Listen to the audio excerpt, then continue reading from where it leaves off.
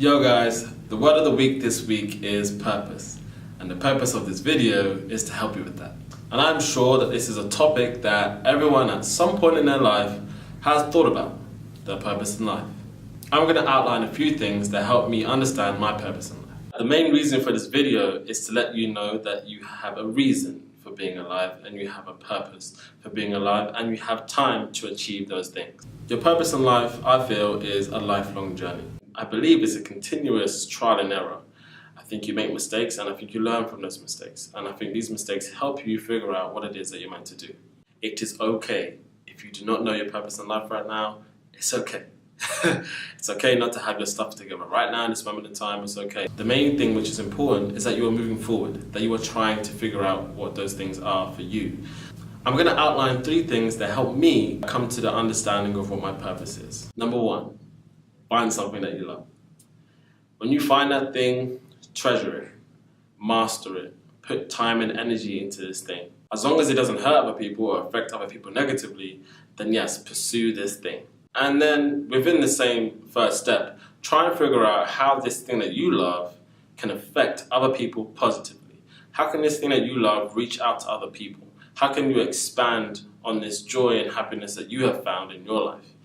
And in doing so, you will become even more fulfilled in your purpose. You will find new things about yourself and about the thing that you're doing. Number 2, change. As with everyone, sometimes we are not willing to accept change. I know sometimes I can be very stubborn, especially when I think I'm right. There'll be a few people who would testify to that.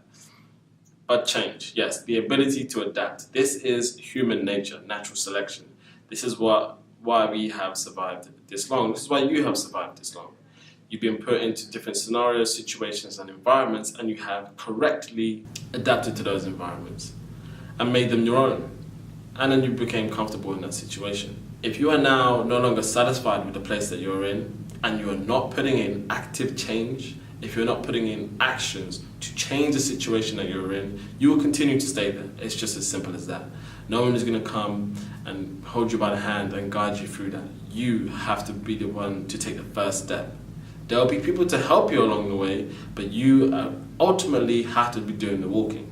Because at the end of the day, nobody can live your life for you. Only you can. And unfortunately, the inability to change, the inability to adapt to new scenarios and situations, or even the willingness to want to change the situation that you're in, will result in an abyss. It will result in stagnation.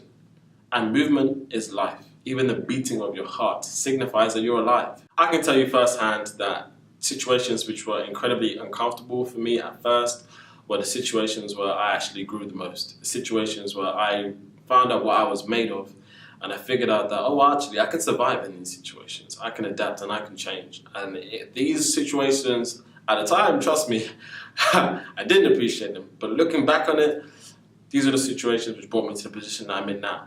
And it's the situations which allowed me to grow and move forward in life.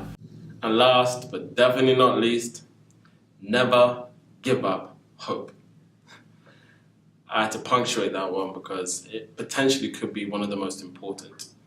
It doesn't matter what stage of life that you're at. For example, Morgan Freeman started becoming successful at the age of 56. He never gave up hope. And neither should you.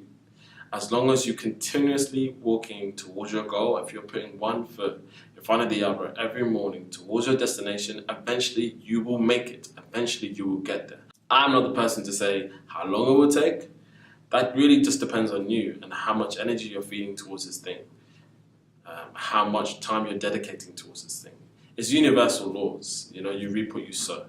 If you're only putting in 2 hours on the weekend, well, you can't expect to receive any more than the energy that you're putting into it. And remember, the journey is just as rewarding as the end goal. So enjoy the journey. Never give up hope. Let's get it.